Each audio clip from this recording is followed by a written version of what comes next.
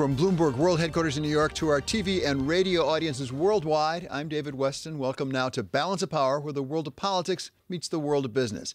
Now, we're going to start out with a check on the markets. For that, we turn to Abigail Doolittle. So, boy, the equity people are just in clover today, aren't they? It's a pretty perfect scenario, or perhaps a Goldilocks scenario. It looks just about right, David, from a sector perspective in particular. And this is showing when we are examining the major averages, because the Dow is leading the way. We have not seen that in quite some time. But the Dow up about 1.8%, the S&P 500 up about 1.5%, and the NASDAQ is lagging, if you can call up 1.2% lagging, but it is indeed lagging those other two averages. And for the S&P 500, this is perhaps the first three-day win streak in about 2 weeks. So the bulls really liking that and setting off the tone really were the all-world index. We had a global rally, or European equities higher on the day. And what makes it so good today, David, is the fact that you have the cyclical sectors trading higher, and you also have the tech sector higher, both up more than 1%, but you really want to see those financials and those industrial companies take the lead, and that is exactly what's happening today. Another way of looking at that is the reopening trade is doing well, even as this year's defense is holding its own as well. But the one thing that doesn't move at all are bonds. I mean, it feels like the Fed has just nailed those to the floor. It's pretty amazing, actually, David, the fact that we have had bonds just absolutely trading in this range. And it does feel that way, that the Fed, they have even to some degree said that they've nailed them in the floor until 2023, unless there was a real risk-off scenario that would cause a bid to bonds, which would mean yields would fall lower. It seems as though you may see yields just sort of hang out in place here. It is interesting. Your point is really proven today, David, because you have the major averages up more than 1%, up for a third day in a row, and yet bonds are basically flat. Typically on a day like today, you would want to see bonds sell off a little bit. That could also signal, though, some anxiety around the debate tomorrow. And in addition, of course, we have the big payrolls report on Friday. So a little bit of hedging there. But yeah, bonds really not doing much. Stocks rallying. Yeah, debate and jobs. What a week this is going to be. Thank you so much to Abigail Doolittle for that report on the markets. Well, President Trump nominated Court of Appeals Judge Amy Coney Barrett to the Supreme Court on Saturday, calling her one of our nation's most brilliant and gifted legal minds. And an expedited confirmation hearing comes next, expected the week after next. For an expert perspective on the choice and what it means for the court, we welcome now Professor Tara Leigh Grove of the University of Alabama Law School. So, Professor, thank you so much for joining us. As I said, the president described her as a really first-rate mind. There's not much in the record that would disqualify her from doing this job, is there? I mean, she does have a very distinguished career. I think there's no question that Judge Barrett is qualified to be in the U.S. Supreme Court. Well, so that then throws the Democrats into talking about what she'd do on specific cases. We've already heard from the Democrats raising questions, particularly about the Affordable Care Act. And it is maybe a little unusual because that case has been scheduled at least for like a week from now, basically. It's coming right up before the court. And she has spoken out criticizing Chief Justice Roberts for his position on the Affordable Care Act. So I think it's important when we think about the Supreme Court and the changes to think about short-term versus long-term.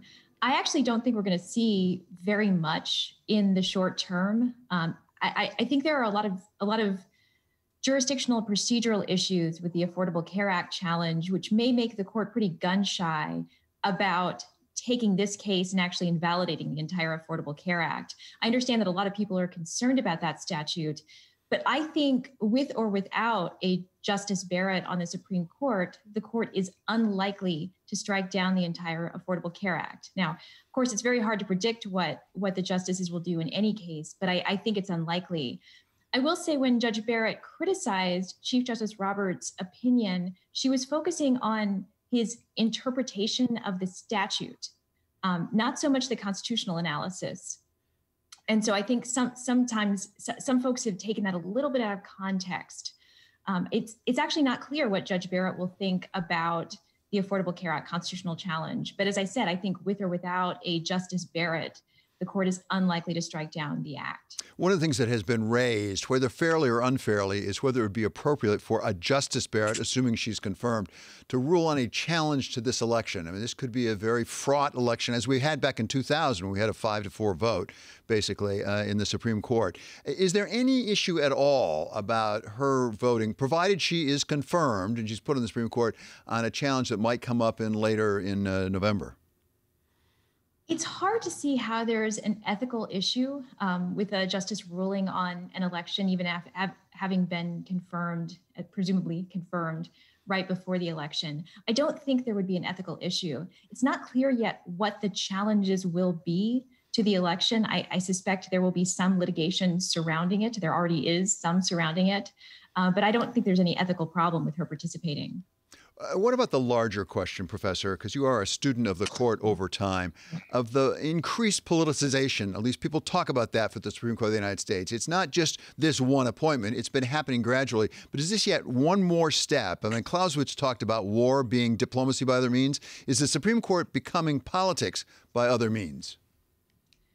So the appointments process has become very ugly. In recent years, of course, since 2016, when Judge Garland was not given a hearing, the appointments process has actually become increasingly worse from the 1980s on at both the Supreme Court and the lower federal court level. I think that political actors very much want to get justices on the Supreme Court who will rule in ways that the political actors on either side prefer. And it's not clear yet whether the Supreme Court will head in that direction. I actually have some faith that they won't. But I think in the short term, what we're going to see is a Supreme Court that is nervous about major doctrinal change in the face of a lot of attacks. I think what's happening right now, the political attacks, talks about packing the Supreme Court, possible term limits as opposed to lifetime tenure. These are things that weren't even talked about much at all, particularly court packing, until very, very recently. And historically, when the US Supreme Court faces these kinds of political attacks, the justices pull back and they're unlikely to make major, major changes. And so I think that we may not see something like court packing, but I think we are likely to see a somewhat chastened court in the near term. Yeah, I think you're probably referring in part to back to in the days of FDR and the court packing proposal and the supposed stitch in time saves nine, when there was some adjustment on the court and they didn't go forward with that. At the same time, you have a range of views on the Supreme Court, even right now, about how quickly they're willing to move. Chief Justice Roberts, I think, is generally perceived as being something of an institutionalist. He doesn't want to go too far too fast. Clarence Thomas is in a very different position most of the time. Do we have any sense of where Justice Barrett would be on how incremental, how slow to go, as opposed to if it's the right answer, let's get there?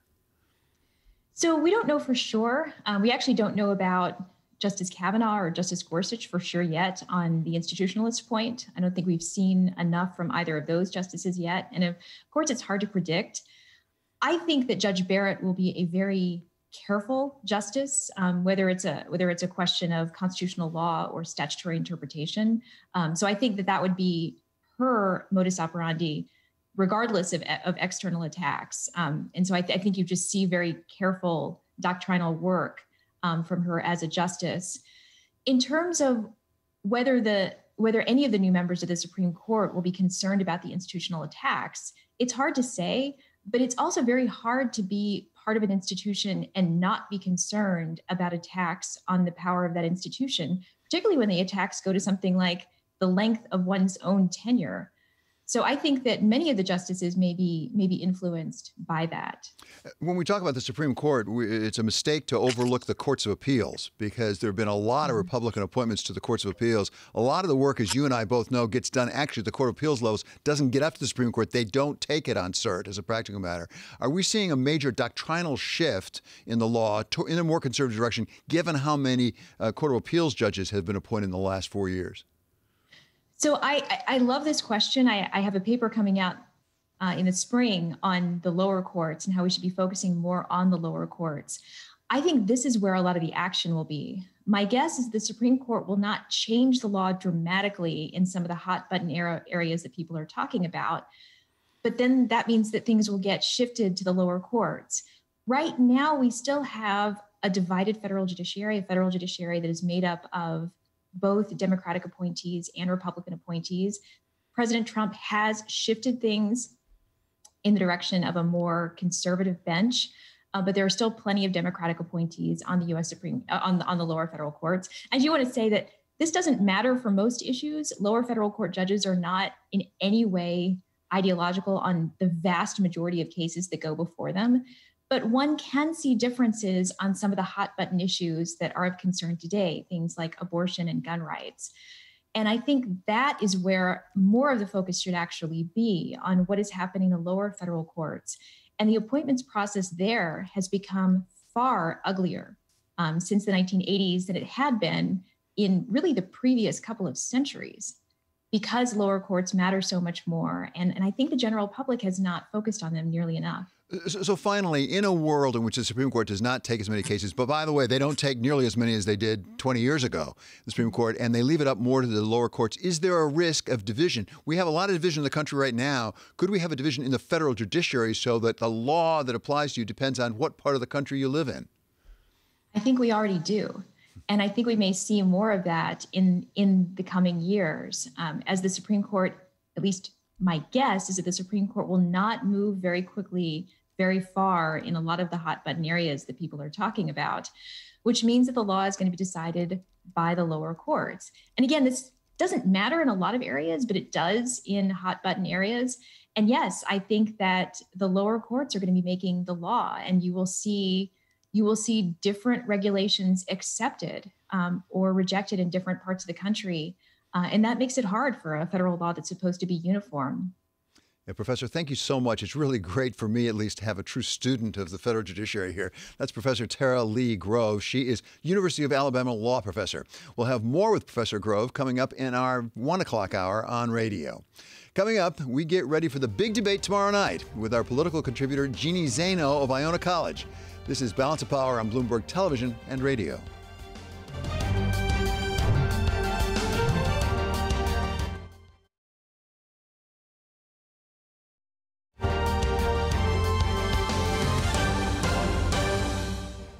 Totally fake news. No, actually, I paid tax, and you'll see that as soon as my tax returns.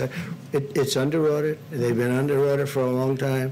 The IRS does not treat me well. That was President Trump, of course, responding yesterday to a New York Times report on his tax returns. Yet another item to be added to the large and growing agenda for tomorrow night's presidential debate in Cleveland. For our own debate prep right here on Bloomberg, we welcome now Bloomberg political contributor Jeannie Zaino, professor of political science at Iona College. So, Jeannie, great to have you. Let's start with this tax story. It broke last night. It's a blockbuster. It's embarrassing to the president, whatever he says about it. But at the same time, is it going to be a big factor tomorrow night in the debate, or for that matter, in the election? You know, I do think it's going to be added to the list of very key issues that they address in the debate, but it's something that the president has addressed in a debate format already. We all remember 2016. So I do think he is, prepared to that extent to address it. I think it's not what he wants to be talking about. The Republicans were on sort of the verge of this really, really wonderful point for them of potentially taking over the Supreme Court, and to have to pivot and talk about this is not what they wanted.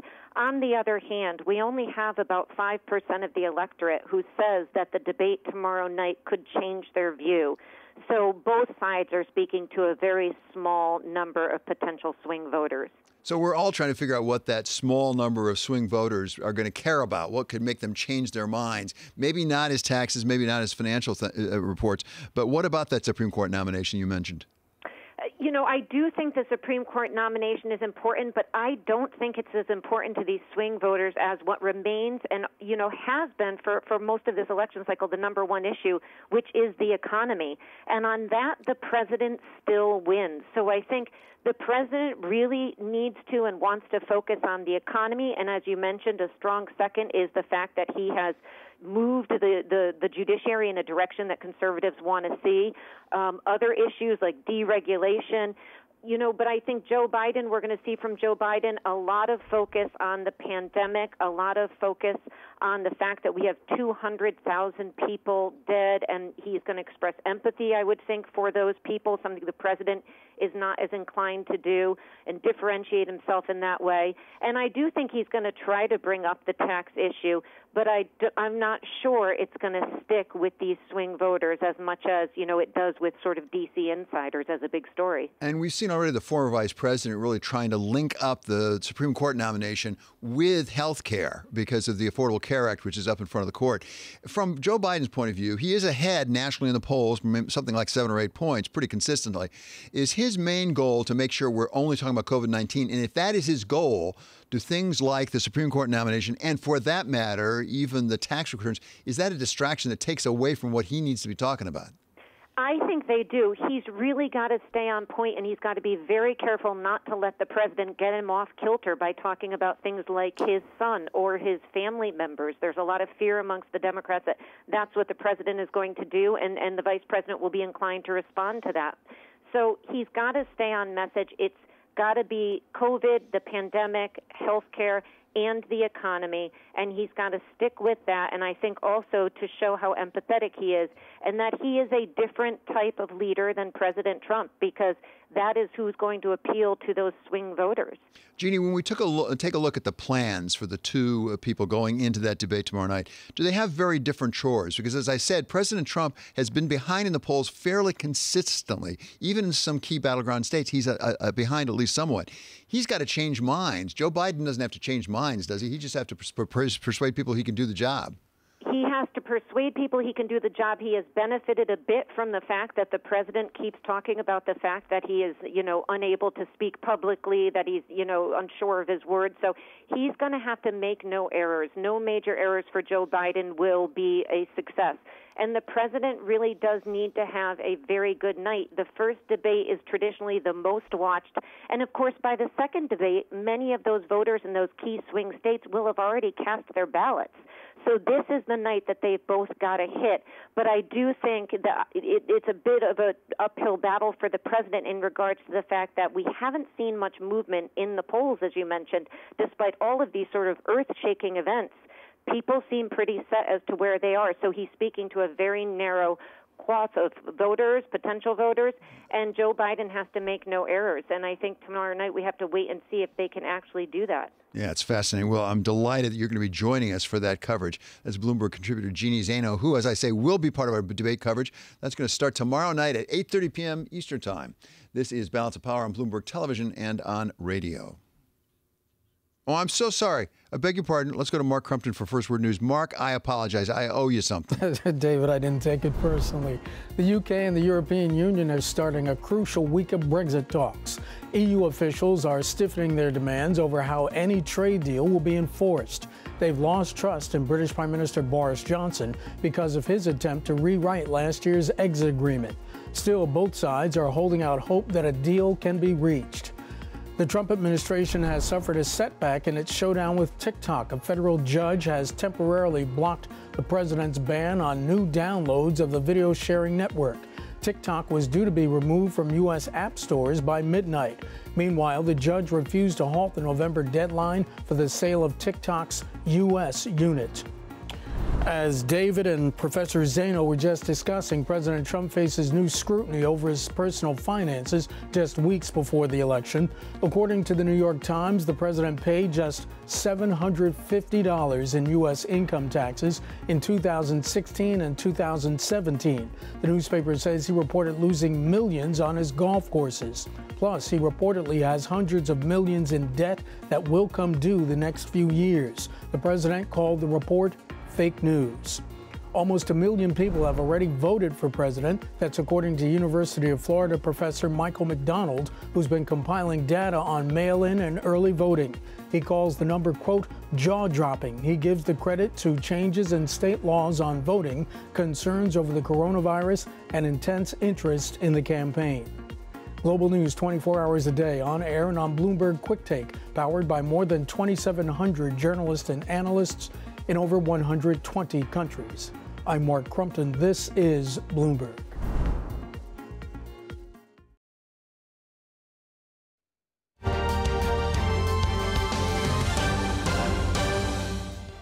This is Balance of Power on Bloomberg Television and Radio. I'm David Weston. Our stock of the hour comes from the continuing saga of TikTok, as a federal court has put on hold President Trump's ban of new downloads until at least the parties can present their cases and he can rule.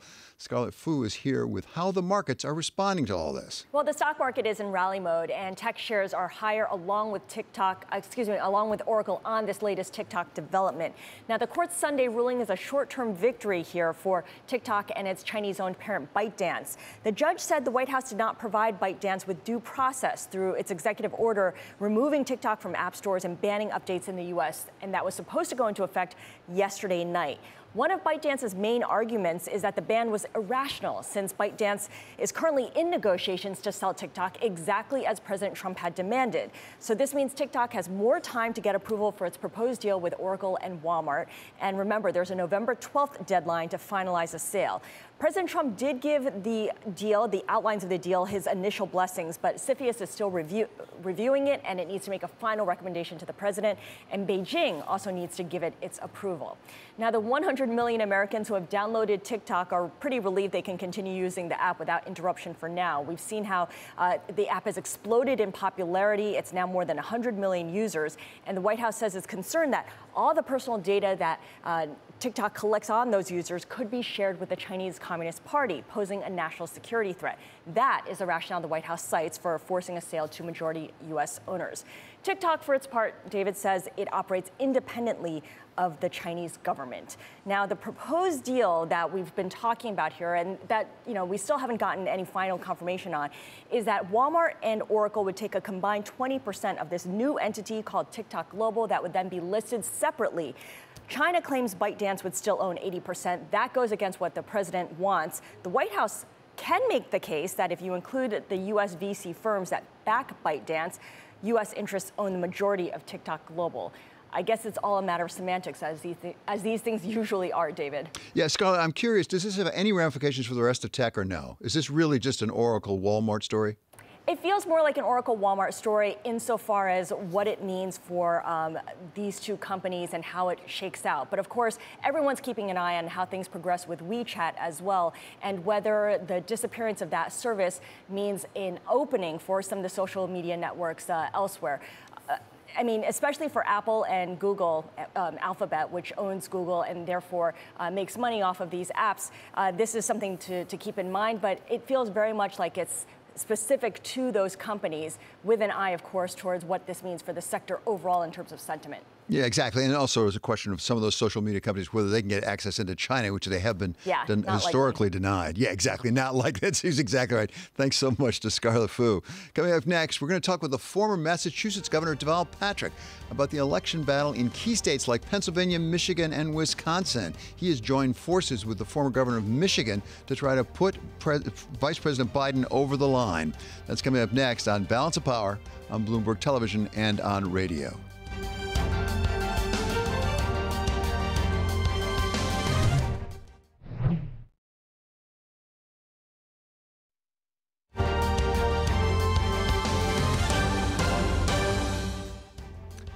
This is Balance of Power on Bloomberg Television and Radio. I'm David Weston. For Bloomberg First Word News, we go now to Mark Crumpton. David, thank you. Global COVID-19 cases top 33 million as the official death toll nears 1 million worldwide, though experts say the real tally may be almost double that. India just surpassed 6 million cases. Meantime, Chancellor Angela Merkel warns Germany could face as many as 19,000 new cases a day by Christmas. And Russia reports a resurgence with a spike in Moscow. Afghanistan's top official in negotiations with the Taliban arrived in Pakistan's capital today on a 3-day trip during which he will meet with the country's Prime Minister Abdullah, who leads the Afghan High Council for National Reconciliation. The visit comes amid historic peace negotiations with the Taliban and marks the most serious effort yet to end decades of war in Afghanistan following the 2001 U.S.-led invasion that toppled the Taliban government. According to a new forecasting model, Joe Biden is handily expected to win the Electoral College in the upcoming presidential election. Poll aggregator 538 puts his chances at 77.4%, with President Trump's at 22.1%. According to the poll, Biden is expected to snap up 352 of the 538 electoral votes. Ahead of Tuesday's debate, President Trump is calling for Joe Biden to take a drug test, repeating a claim without evidence that the Democrats' public appearances have been affected by drug use. In a tweet Sunday en route to his private golf club in Virginia, Mr. Trump said he would, quote, agree to take one also. Global news 24 hours a day, on air and on Bloomberg Quick Take powered by more than 2,700 journalists and analysts in over 120 countries. I'm Mark Crumpton. This is Bloomberg. David? Thank you so much, Mark. We continue now our swing state series leading up to the election, looking this week at the state of Ohio, a key state on the road to the White House. No Republican has ever become president without winning in Ohio. It helps set the stage. We welcome now Kyle Kondik. He's managing editor of politics at website Sabato's Crystal Ball at the University of Virginia Center for Politics, but also he is the author of The Bellwether, Why Ohio Picks the President. So I guess maybe I should start with your book, Kyle. Why does Ohio pick the president? You know, for a long time, Ohio really, no state better reflected the national voting than Ohio did. Ohio typically voted a little bit more Republican than the nation, but not that much more. And Ohio also has voted for the winning electoral college candidate 29 of the last 31 elections. So going all the way back to 1896. And, you know, the state is sort of demographically, or had been demographically reflective of the nation. But in 2016, the state voted pretty sharply to the right of the nation, in part because the president did so much better with white voters in Ohio than Republicans had in the past. And the state is whiter than the nation as a whole. But there are some signs that Trump is eroding with that group this time. Well, explain that. As you say, President Trump won Ohio, otherwise he wouldn't be president because he's a Republican. But what is his situation this time? And if he is eroding, why is he eroding? Well, look, I think we've seen across the country in polling that the reason that Biden is doing better than Hillary Clinton performed, at least in polling, is that, non-white voters, generally breaking 3-1 to the Democrats. That's very similar to Hillary Clinton. And in fact, there's some signs that Biden's doing a little worse with non-white voters, particularly Latinos, than Hillary Clinton did. But the big change is that amongst white voters, both with a four-year college degree and without a four-year college degree, first group being much more Democratic than in the past, and the latter group becoming much more Republican over time. There's a lot of signs that that Biden is doing significantly better with that group, and that has some consequences for states that are whiter than the national average, states like Ohio. And if the thing for Biden or for Trump is that if Ohio is a coin flip, probably means that some other states in the Midwest typically are more Democratic, Pennsylvania, Wisconsin, Michigan. Those are places where Biden is probably leading, and that's what the polls tell us. As we go through this last 5 weeks or so, what should we be looking at in Ohio specifically? For example, is it the suburbs of Cleveland and Columbus and Cincinnati to see where the women are going? What should we be looking at? Yeah, and there's been a lot of reporting and indications from operatives on both sides that the president's numbers in suburban areas are just a lot weaker than they were 4 years ago, which again is something you hear about and see in polling in other states. So that's important for Biden. I also think that Trump won the state by 8 points, so you got to make up a lot of ground to flip the state if you're Biden. And so I think it's also going to be important for Biden to at least not get blown out so badly in the Appalachian parts of Ohio, in the eastern part of the state. And I also am really curious to see what happens in the Youngstown area, which was kind of historically kind of blue-collar Democratic, and the president did very well there for a Republican. Can he do even better? Does he stay the same? Is there some erosion there? I think Biden needs there to be some erosion to make the math work statewide. Kyle, a lot of people have said that the Supreme Court pick really may not affect the presidential election that much, but might it affect some of those Republican voters, sort of, as you say, the eastern part of the state, as you get over to Appalachia? Could it really shore him up there? It's possible, but here's the thing. I think the actual timing of the confirmation vote matters here.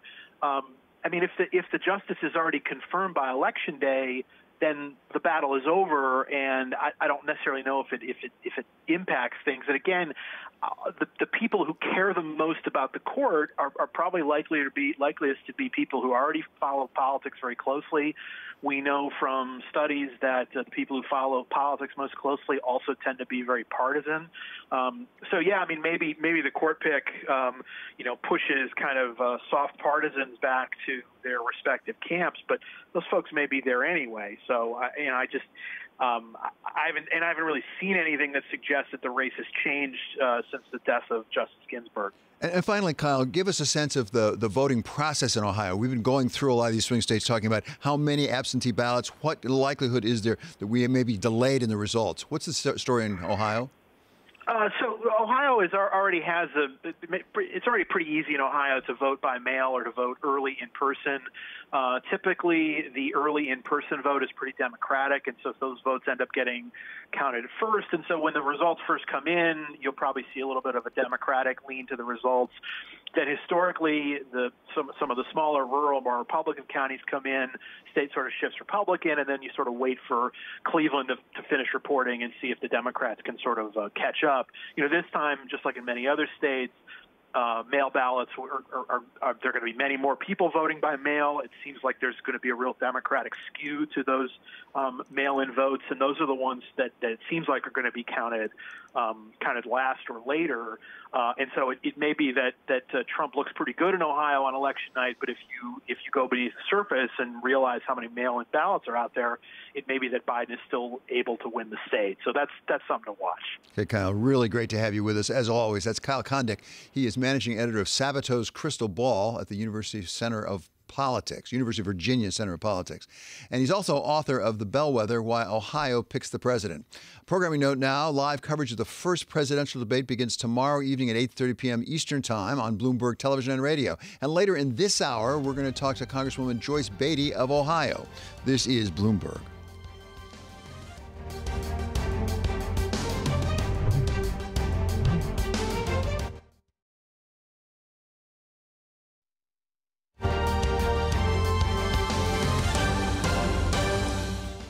This is Balance of Power on Bloomberg Television and Radio. I'm David Weston. Deval Patrick has served as governor of the Commonwealth of Massachusetts and as Assistant Attorney General for the Civil Rights Division under President Bill Clinton. He has now joined forces with former Michigan Governor Jennifer Granholm, putting together American Bridge 21st Century and the Unite the Country Super PAC to support Vice President Biden's presidential campaign, especially in some key battleground states. And we welcome now back to Bloomberg. Governor, thank you so much for being with us. Great to have you with us. Give us your sense of this race right now, particularly as it comes to that handful, 5, 6, 7 battleground races, states. What are the issues that are really make a difference? Well, first of all, I think it is a competitive race, and I think it will be right through to the to Election Day. Notwithstanding the fact that many people are voting now, I think it's important for people in the battleground states and beyond to understand that Vice President Biden and Kamala Harris, Senator Harris, want to serve everyone and are trying to pay attention to everyone, not just the folks in the battleground states who get all the attention from the media because of the numbers of electoral votes. And I think by serve, it means growing an economy out so that it reaches the middle and the marginalized and not just the well-connected. I think it means dealing with the climate crisis, which we see exemplified in so many ways in our everyday lives, most notably in the fires out in California and on the West Coast today. It's about returning us to the rule of law and not the rule of impulse and insult, which is largely what we have had, and about investing in the things that enable opportunity in education, in innovation, and in infrastructure, broadly defined and in every part and corner of the country. As we look at the polls, and you and I both know polls are not infallible by any means, over time, President Trump has had something of an edge, maybe getting narrower, but an edge when it comes to the economy. On the other hand, former Vice President Biden clearly has an edge when it comes to dealing with COVID-19. How do you focus the debate so that there's one or two issues rather than 8 or 10? Well, a couple of things I'd say about the debate. First of all, at this moment, COVID-19 and the economy are deeply connected. So we are not going to get a high-functioning and growing economy unless we have a comprehensive solution to COVID-19. And that is not going to come from a vaccine alone, although that will be part of it. It is broad-based testing. It's and rapid response to that testing. It is following the CDC's guidelines on best hygienic practices, washing hands, wearing a mask, social distancing. And it's going to be a kind of a uniformity that we are all working together to try to address this instead of pitting blue states and red states and Democratic governors and Republican governors against each other as we have seen. And underlying all of that, David, will be the importance of telling the American people the truth, the whole truth, which Biden will do and Trump has not. But how does Vice President Biden get that message across? Because he could spend the whole debate trying to fact check the president. And I'm not sure that wins for him. I mean, obviously, a lot of people have questioned some of the things that President Trump has asserted, has checked it, found it's not true. But what do you do when you're on a debate stage with someone like that? You know, to tell you the truth, if it were me and I had my druthers, I probably wouldn't even debate President Trump. I mean, he has no agenda. He has no policy. He has no interest in anything other than himself. And everything else is lies or exaggerations. And so I hope that Joe Biden doesn't try, tempted as he will be, to correct every misstatement or to try even to follow what is certain to be an illogical path of reasoning, and instead comes in with the 2 or 3, 4 or 4 points he wants to make sure he gets across to the American people. And I think that is about seeing everyone, about serving everyone, not just the people who vote for you, about trying to build an economy where people's economic mobility is enhanced and they can move up and forward, and we can address through that income inequality, about helping folks to, and there's some specific ideas, by the way, that he has on there, about reversing the climate crisis and doing so in a way that brings us to a clean energy future and creates millions of jobs along the way, something I've had experience with on a different scale in Massachusetts, and about dealing with the divisions of all kinds, including racial divisions and injustice that have been with us chronically in this country, but are within our capacity to solve. And I think Joe Biden is just the right leader to help us do so. Does Vice President Biden go into this debate actually with a couple of advantages? One of them, maybe the President of the United States has given him by lowering the expectations for Biden so much, saying we're not sure he can even stay awake for the whole debate, things like that. But also, all the polls have been pretty stubborn in having Vice President Biden with a 7-8 point advantage. So he doesn't have to persuade people to change their minds. Does President Trump have to persuade some of those people to change their minds to come over to his side?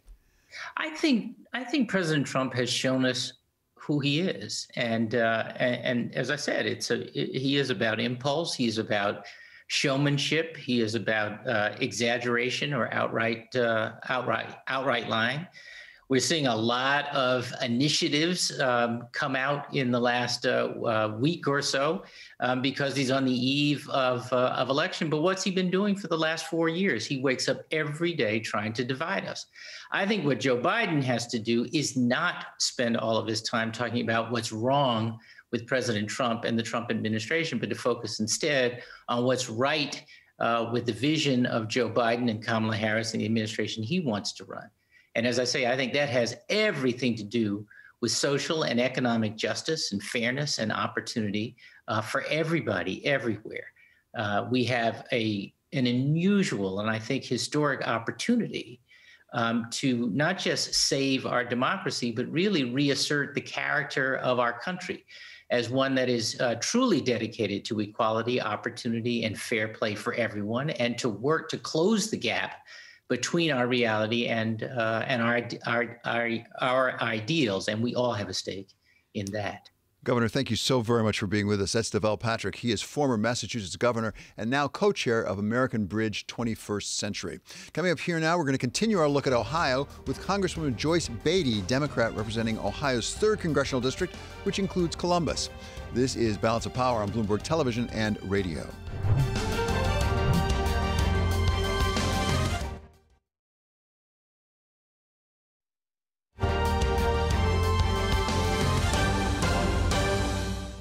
This is Balance of Power on Bloomberg Television and Radio. I'm David Weston. Vice President Biden has a tough path if he hopes to win the key swing state of Ohio, and that path runs through the cities and their suburbs. We welcome now Congresswoman Joyce Beatty, who represents the 3rd congressional district, which includes Columbus, Ohio. So, Congresswoman, thank you so much for being back with us. Give us your sense of a path for Vice President Biden to victory in Ohio.